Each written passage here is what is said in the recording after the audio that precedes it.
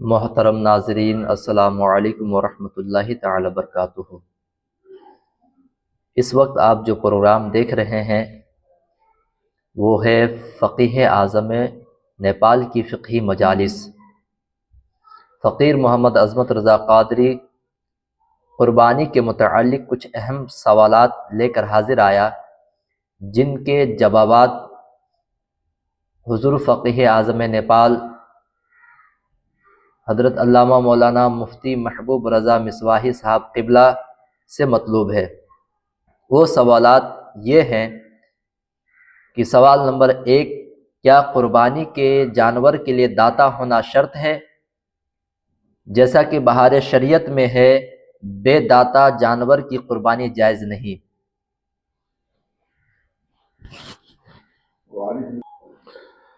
وعلیکم السلام ورحمۃ اللہ وبرکاتہ۔ قربانی کا وقت بہت قریب ہے اور ہند و نیپال میں انشاءاللہ العزیز کل قربانی ہوگی، اس لیے پیش کردہ سوالات کے جوابات آپ حضرات ملاحظہ فرمائیں۔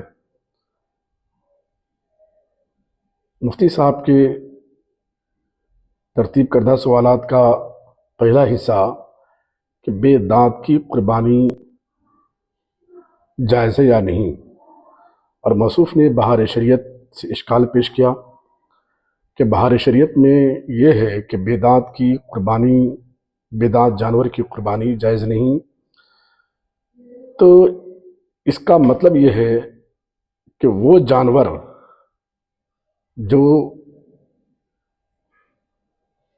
ابھی 1 سال مکمل نہیں ہوا، اس کی قربانی جائز نہیں، جیسے بکرا، بکری یا پاڑا، بیل وغیرہ جو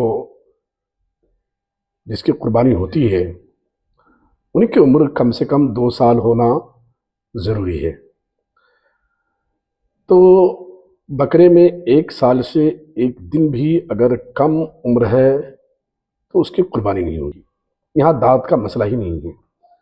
اب بہار شریعت میں جو مسئلہ ہے کہ بے دانت کی قربانی جائز نہیں، اس کا مطلب یہ ہے کہ بیماری کی وجہ سے جانور کے دانت جھڑ گئے ہوں اور وہ چارہ کھانے کے لائق نہیں ہوں، یعنی وہ جانور چڑھتا نہیں ہوں، تو اس کی قربانی جائز نہیں ہے۔ مان لیے کچھ جانور ایسے ہیں کہ اس کے دانت ہی نہیں آئے یا ٹوٹ گئے، لیکن وہ جانور آرام سے کھاتا پیتا ہے، چارہ بھی لے لیتا ہے، تو اس کی قربانی کرنے میں حرج نہیں۔ دانت اور بے دانت کا سوال یہ بیماری سے متعلق ہے، اور یقینی سی بات ہے کہ ایسے بیمار جانور کی قربانی شرع میں درست نہیں ہے۔ ہمارے یہاں جو لوگ کہتے ہیں دانتا، تو دانتا سے عمر کا اندازہ نہیں ہوتا۔ بہت سارے جانور جو گھر میں پالے جاتے ہیں، ہو سکتا ہے کہ اس کے دانت نہیں ٹوٹے ہوں، تو اگر اس کی عمر مکمل ہو چکی ہے تو قربانی درست ہے۔ جیسے خصی بکری جس کی عمر سال بھر ہونا ضروری ہے، کہ اگر 1 دن بھی کم ہو تو اس کی قربانی نہیں ہوگی،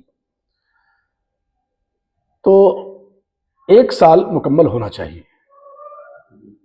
یہاں پر جو ضروری ہے وہ عمر ہے۔ بڑے جانور میں 2 سال ضروری ہے، جو ہمارے دیار میں قربانی جن جانور کی ہوتی ہے، اور بکرا بکری میں 1 سال مکمل ہونا چاہیے۔ 1 دن بھی کم ہے تو اس کی قربانی نہیں ہوگی، تو یہ اصل مسئلہ ہے۔ دوسرا کیا سوال ہے؟ دوسرا سوال یہ کہ بہار شریعت میں ایک مسئلہ اور یہ ہے کہ عیب دار جانور یعنی سینگ ٹوٹے، کن کٹے کی قربانی جائز ہے یا نہیں، اس کا کیا مطلب ہے؟ یہ جو مسئلہ ہے کہ سینگ ٹوٹنے کے حوالے سے، تو جو بہار شریعت میں کہ اس کی قربانی جائز نہیں ہے، اس کا مطلب یہ ہے کہ سینگ جانور کے ٹوٹ گئے ہوں اور جڑ سے ٹوٹ گئے ہوں اور زخم اچھا نہیں ہوا۔ اگر زخم بھر گیا، بھلے سینگ ٹوٹ گئے اس کے، تو سینگ ٹوٹنے کا بھی اعتبار نہیں ہے۔ مان لیجئے کوئی جانور ایسا جس کا سینگ ٹوٹ گیا یا دونوں سینگ ٹوٹ گئے ہوں، بھلے جڑ سے ٹوٹ گئے ہوں، لیکن اس کے زخم بھر گئے ہوں، ابھی زخم تازہ نہیں ہوں، زخم بھر گئے ہوں یعنی جانور ٹھیک ہو گیا بیمار نہیں ہو تو اسے قربانی جائز ہے۔ اب ہمارے یہاں جانور خریدتے وقت دیکھتے ہیں لوگ معمولی بھی سینگ اگر ٹوٹا ہے یا کٹا ہے تو اس کی قربانی کے لیے لوگ جھجک محسوس کرتے ہیں، یہ درست نہیں ہے۔ سینگ ٹوٹنے کا مسئلہ نہیں ہے، مسئلہ یہاں پر ہے زخم ہونا، اور وہ عیب کے لیے وہ ہے باعث عیب۔ تو اب آدھا یا پورا ہی کا پورا سینگ ٹوٹ گیا ہو، زخم اچھا ہو گیا، جانور تندرست ہے، ٹھیک ٹھاک ہے، ساری شرطیں پائی جا رہی ہیں، تو اس کی قربانی کرنے میں حرج نہیں ہے۔ اور کہا آپ نے کان کٹے سے متعلق، تو کان کٹے جانور کی قربانی اس وقت ناجائز ہے جب کان کا حصہ 1/3 سے زیادہ کٹ چکا ہو، یعنی جانور کے کان کو آپ 3 حصے میں تقسیم کریں اور یہ دیکھیں کہ 3 حصے میں سے ایک حصہ سے زیادہ کٹ گیا ہے تو قربانی نہیں ہوگی، اور اگر تھوڑا معمولی کٹا ہے یا کہیں پھٹا ہے کان تو کٹے پھٹے سے کوئی فرق نہیں پڑتا، قربانی ہو جائے گی۔ ٹھیک ہے، اگلا سوال کیا ہے؟ تیسرا سوال یہ 11 مہینے کا خصی جو 1 سال سے اونچا دکھتا ہے اس کی قربانی ہے یا نہیں؟ دیکھیے، میں نے پہلے ہی کہا کہ بکرے بکری میں 1 سال ہونا ضروری ہے۔ 1 سال سے اگر 1 دن بھی کم ہو، بھلے دیکھنے میں 1.5 سال 2 سال کا لگتا ہو، ایسا جانور یا بڑا جو ہے 2 سال سے کم ہے اور دیکھنے میں 2.5 3 سال کا لگتا ہو، تو عمر اس کی ہونی چاہیے، عمر ہے اس کی، اور مکمل 1 سال اگر بکری کی عمر ہو گئی ہے تو قربانی ہوگی۔ دیکھنے کا اعتبار نہیں ہے، کیا دیکھنے میں بڑا جانور ہے اور عمر کم ہے، 1 مہینہ کم ہے، 2 مہینہ کم، اس کا اعتبار نہیں ہے، اعتبار اس کی عمر کا ہے۔ اس لیے اگر بکرے وغیرہ میں 1 سال سے کم اس کی عمر ہے تو اس کی قربانی نہیں ہوگی۔ اگلا سوال کیا ہے؟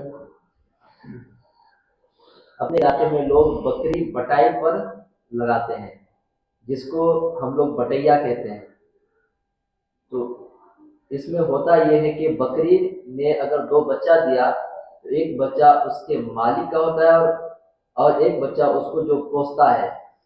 تو اب سوال یہ ہے کہ جس نے پوسیا لیا تھا بکری، وہ کیا قربانی کرنا چاہتا ہے تو قربانی کر سکتا ہے؟ اس کے بارے میں کیا ہوتا ہے؟ جس کو ہمارا پھوسیا کہتے ہیں، بٹیا پہ کہتے ہیں، جانور دینا ہے ہمارے یہاں رائج، لیکن یہ اجارہ ہی فاسد ہے کہ 50-50 لیں گے، ایک جانور میں ایک بچہ ہوا تو آدھا آدھا تقسیم کرتے ہیں، تو یہ فاسد ادارہ ہے اور اس سے ملکیت ثابت نہیں ہوتی۔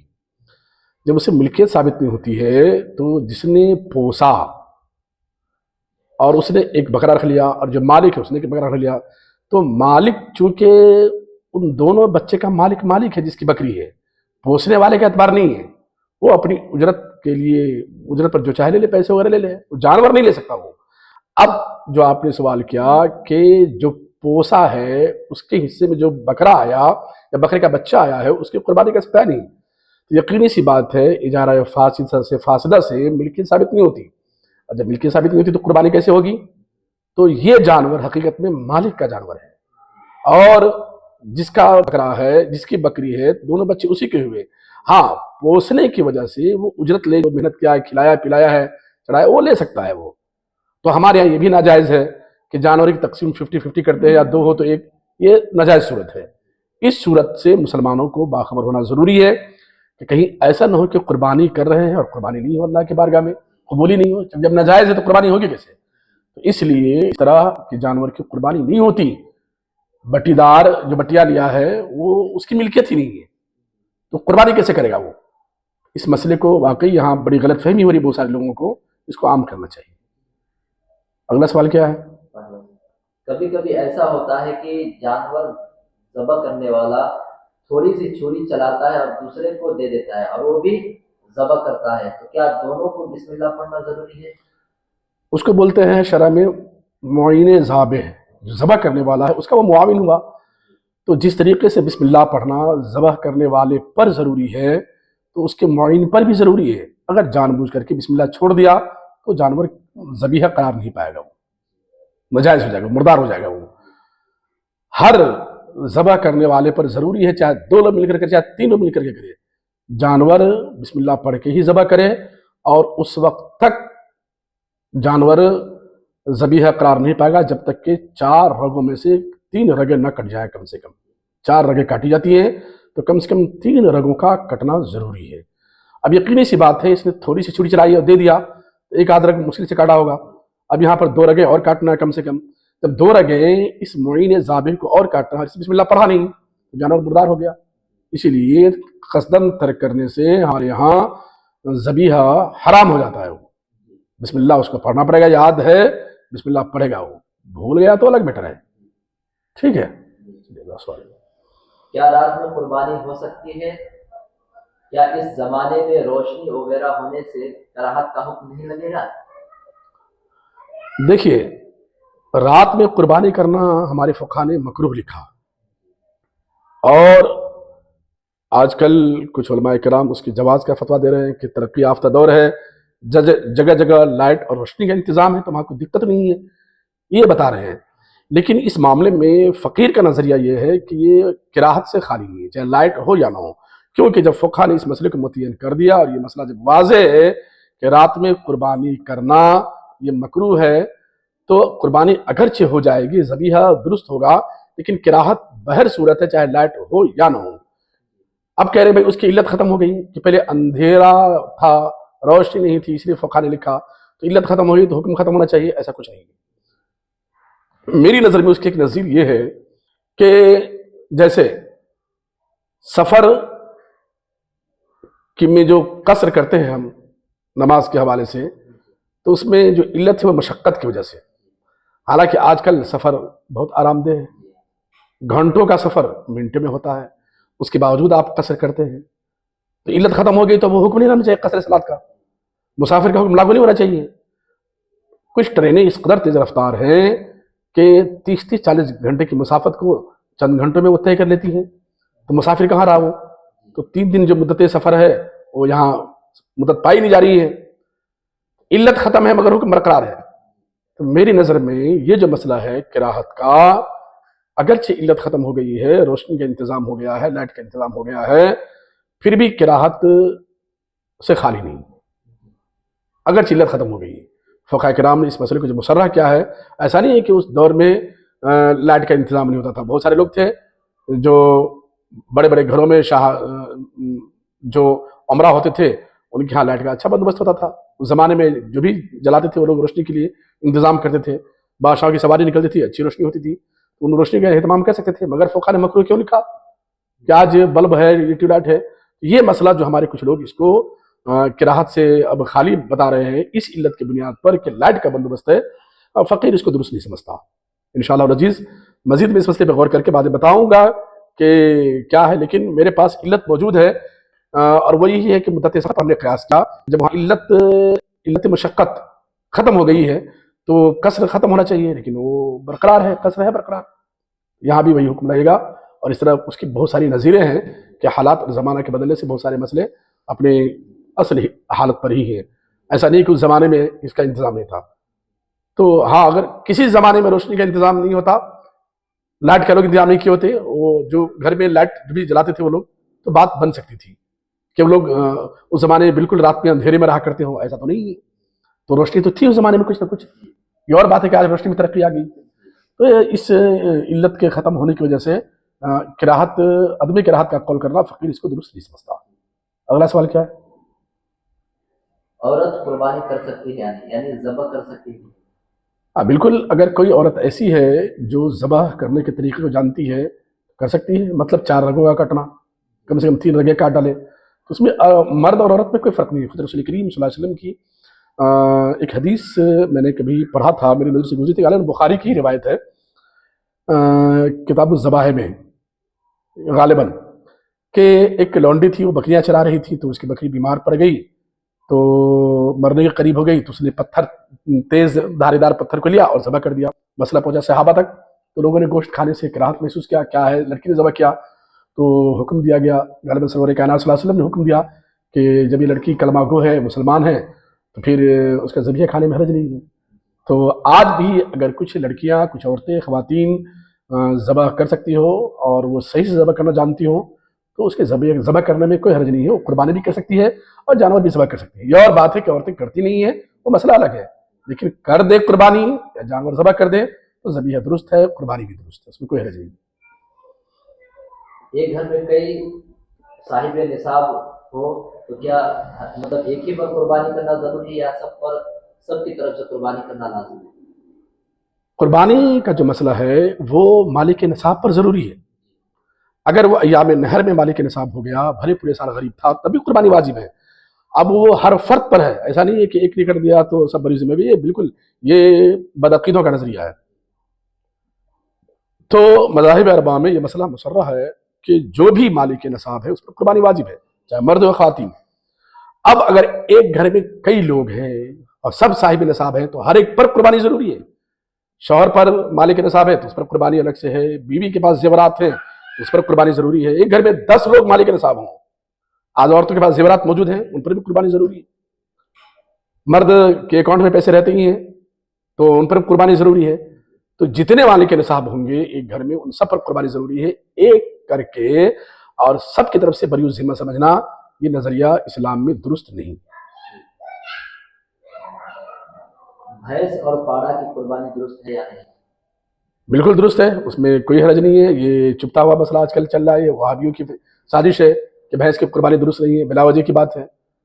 کتب لغت میں جاموس کا اطلاق بھینس پر بھی ہوتا ہے، گائے پر بھی ہوتا ہے، لیکن یہ کہ الجاموس قسم من البقر آیا ہے، تو جب یہ وضاحت موجود ہے کہ بھینس یہ گائے کی ہی ایک قسم ہے یا گائے بھینس کی ایک قسم ہے تو اس میں قربانی کیوں نہیں ہوگی؟ رہا کہ سرور کائنات کے زمانے میں لوگ جو بلا وجہ کی باتیں کرتے ہیں وہ ایک الگ میٹر ہے۔ حضور کے زمانے میں نہ ہونا اس بات دل تھوڑی ہے کیا چیز ناجائز ہو جائے گی۔ تو بھینس، پاڑا، بکرا، بکری، دمبا وغیرہ ان سارے جانور کی قربانی بالکل جائز درست ہے۔ اب ہمارے علاقے میں، ہمارے دیار میں کچھ جانور پر پابندی ہے تو وقت کا تقاضا ہے اور ملک کے قانون کو بھی ملحوظ رکھنا ہے تو اس کی قربانی ہم نہیں کرتے ہیں۔ جن جانوروں کی قربانی اجازت ہے کرنے اس پہ کوئی دقت نہیں ہے، بھینس اور پاڑے پر کوئی اعتراض نہیں ہے، سب کرتے ہیں، کھاتے ہیں، لیکن نہیں۔ تو اس لیے بھینس کی قربانی بھی کوئی کرے، پاڑا کی کرے تو بھی قربانی درست ہے، جائز ہے کہ یہ جانور حقیقت میں گائے کی ایک قسم ہے۔ عید کی نماز سے پہلے جو قربانی ہو گئی وہ قربانی درست ہے یا نہیں؟ دیکھیں یہاں پر دو بات ہے، ایک ہے شہر اور ایک ہے دیہات۔ دیہات میں عید سے پہلے اگر کوئی قربانی، نماز سے پہلے کوئی قربانی کر ڈالے تو قربانی درست ہے، جائز ہے، اس میں کوئی حرج نہیں ہے۔ لیکن شہر میں نماز سے پہلے اگر قربانی ہو گئی تو قربانی نہیں ہوئی، ذبح کیا تو قربانی نہیں ہوئی۔ شہر میں یہ شرط ہے کہ نماز ہو جانے کے بعد قربانی ہو۔ اب کئی جگہ عید کی نماز ہوتی ہو شہر میں، تو کسی ایک مسجد میں بھی نماز ہو گئی تو شہر میں سارے لوگ قربانی کر سکتے ہیں۔ ہر مسجد میں یا محلے کی مسجد میں نماز کا ہونا ضروری نہیں ہے، ایک جگہ بھی ہو جائے تو۔ دیہات میں ایسا نہیں ہے، کیوں؟ اس لیے کہ مذہب حنفی کے مختار مسئلے پر اور اتفاق سے اس مسئلے میں ہمارے شرعی کونسل آف انڈیا بریلی شریف اور مجلس شرعی جامعہ اشرف مبارک پور کے مفتیان کرام متفق ہیں کہ دیہات میں جمعہ اور عیدین درست نہیں ہے، اور جہاں قائم ہوا منع بھی نہیں کرتے ہیں، لیکن جہاں قائم ہوا منع نہیں کرتے ہیں۔ تو جہاں قائم ہوا منع نہیں کرتے لیکن لوگوں پر جمعہ کی ظہر فرض ہے، لیکن لا صلاۃ لا جمعۃ ولا تشریق کا روایت حضرت علی کی روایت موجود ہے، یہ الا فی مصر کی جو حدیث کے الفاظ ہیں، تو لا جمعۃ ولا اضحیٰ یہ اسی کی طرح کی روایت ہے۔ مطلب یہ ہوا کہ جمعے کی نماز اور عید کی نماز دیہات میں جائز نہیں ہے، جمعہ کے بدلے ظہر ہے، عید ہے ہی نہیں۔ اب لوگ پڑھ رہے ہیں تو اچھی بات پڑھیں، اس سے ہم منع نہیں کریں گے، روکیں گے نہیں۔ عوام جس نے بھی اللہ کو یاد کرے ٹھیک ہے، درست ہے۔ تو جب اصل مذہب پر عید کی نماز وہاں درست نہیں ہے، پڑھ رہے ہیں تو ایک الگ چیز ہے، تو وہاں قربانی کیوں نہیں ہو سکتی عید سے پہلے؟ یہ حکم شہر کے ساتھ مختص ہے کہ شہر میں اگر کوئی عید کی نماز سے پہلے قربانی کرے تو قربانی نہیں ہوگی، دیہات میں کر ڈالے تو کوئی حرج نہیں ہے۔ نیپال کے بہت سارے گاؤں دیہات میں ہیں، لیکن نہیں شہر جنک پور میں 23 یا 25 وارڈ ہے پورے جنک پور میں، تو یہ سب شہر میں ہی ہیں اور مضافات شہر میں ہیں، اس کے علاوہ جو ہے سب دیہات ہیں، جتنے بھی ہیں اطراف میں گاؤں سے دیہات ہیں، تو وہ دیہات ہی ہے، لہٰذا ان دیہاتوں میں قربانی اگر کوئی عید کی نماز سے پہلے بھی کر دے تو اس میں حرج نہیں ہے۔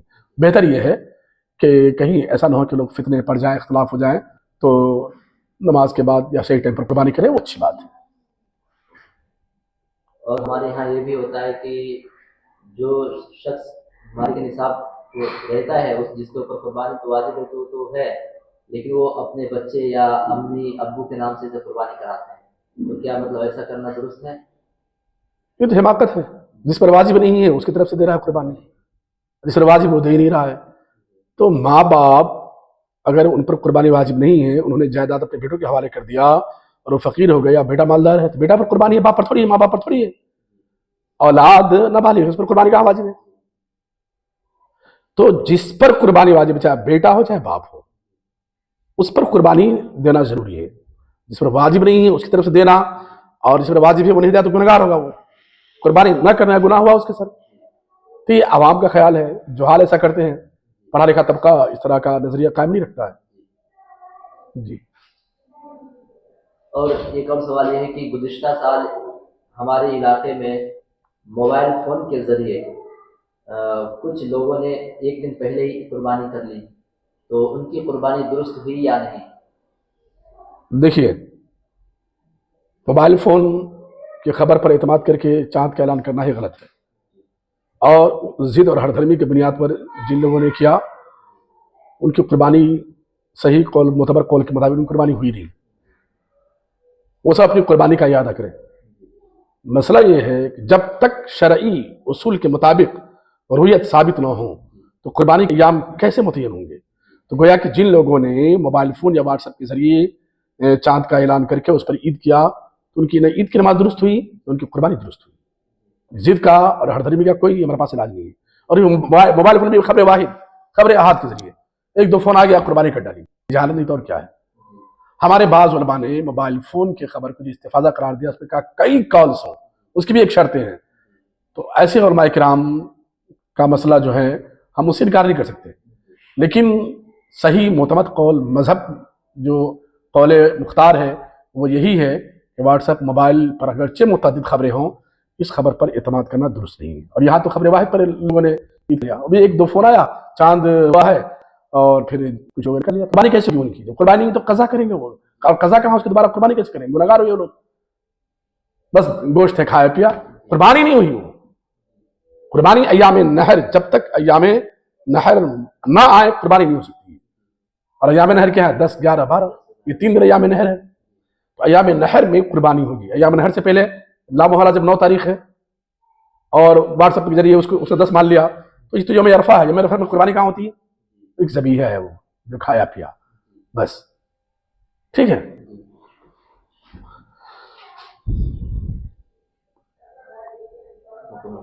الحمدللہ ٹھیک ہے۔